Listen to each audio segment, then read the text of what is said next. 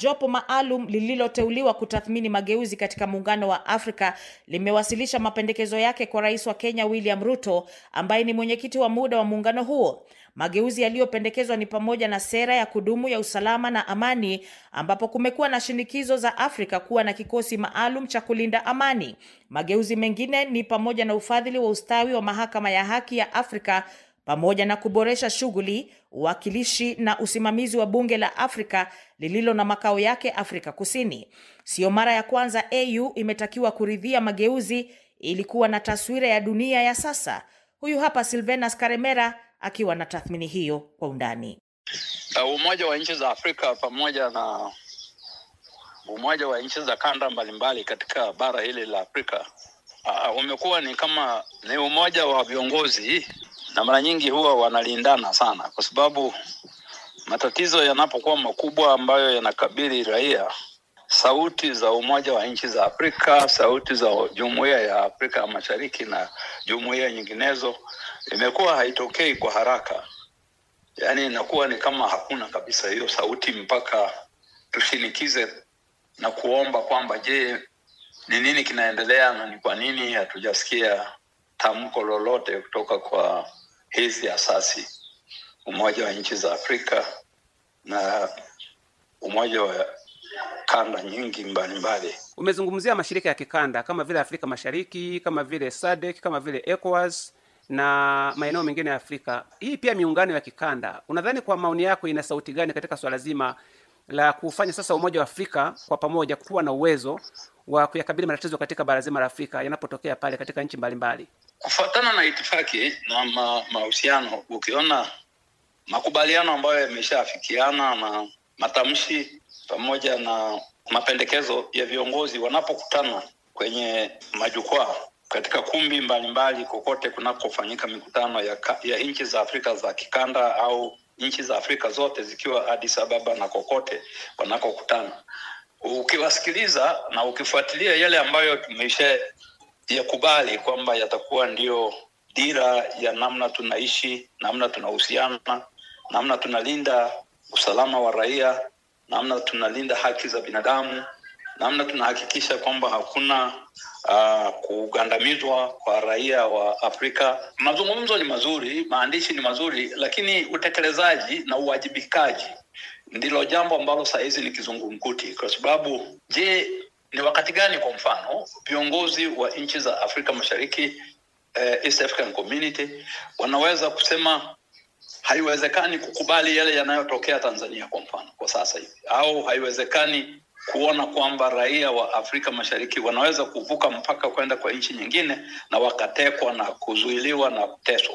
Haya yote ni mambo ambayo yanaleta fikra kwamba labda umoja huu wa kanda pamoja na umoja wa nchi za Afrika ni umoja unaoleta viongozi pamoja, ndio kuzungumza, ndio kujadili, ndio, lakini wanapokuwa wameafikiana na kuanza kutekeleza namna maisha ya raia yanaweza kulindwa na kuishi kwa amani, inakuwa ni changamoto kubwa sana ambayo hatujajua ni kwa nini sauti ya kutetea wanyonge haijaweza kutokeza ili tuielewe kwamba wanapigania haki za kila raia.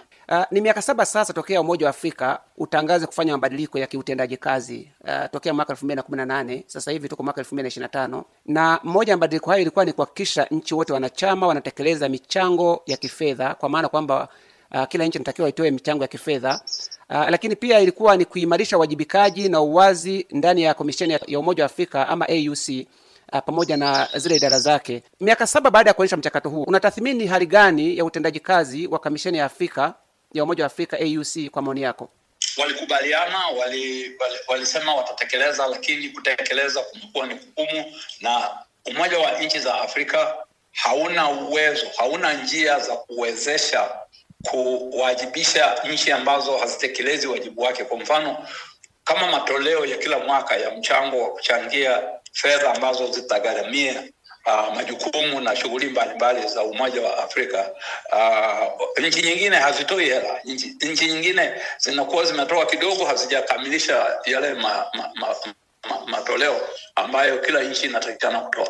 Lakini hakuna njia ambayo zinaweza kushurutishwa au kuwajibishwa na kufanywa kwamba kama haujatoa hela zako zote, mchango wako, basi hautapata mahitaji au mafao ya jumuiya au mafao ya Umoja wa Afrika.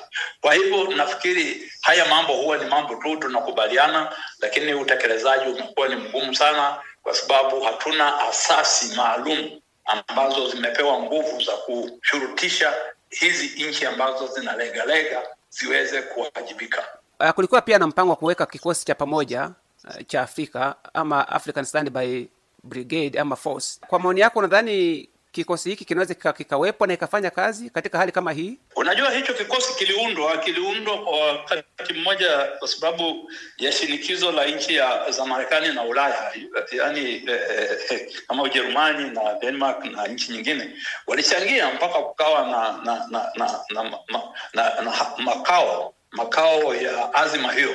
Lakini utekelezaji pia, yani hao maaskari watatoka nchi gani, wataongozwa na nani, na wakati wanafanya shughuli zao za kuhakikisha kwamba wanadhibiti amani katika bara la Afrika, watawezeshwa kufanya hivyo kwa kutumia fedha gani? Yani ni lazima kuwe na fungu maalum la rasilimali ambayo linatumika kuhakikisha kwamba utekelezaji wa hayo maazimio umekuwa mwafaka. Lakini hili jambo halijawezekana. Tulikuwa na hamasa hiyo, watu wakaungana kugawa na headquarter. Wakati mmoja nafikiri tulikuwa na ofisi moja Nairobi, ofisi nyingine sikumbuki kama ilikuwa Zimbabwe.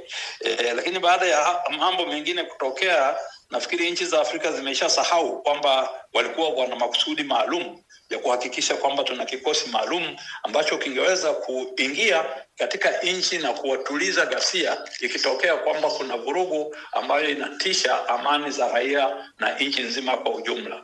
Naam, Profesa Chacha Nyaigoti, asante, tunakutakia siku njema. Asante sana.